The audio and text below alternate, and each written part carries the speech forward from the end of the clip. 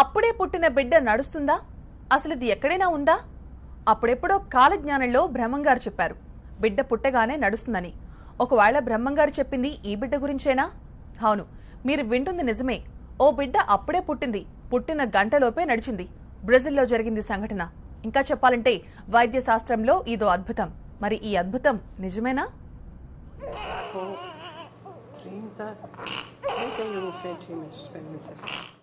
పుట్టగానే పిల్లలు కేరుమని ఏడుస్తారు. కానీ ఓ చిన్నారి పుట్టగానే నడిచింది.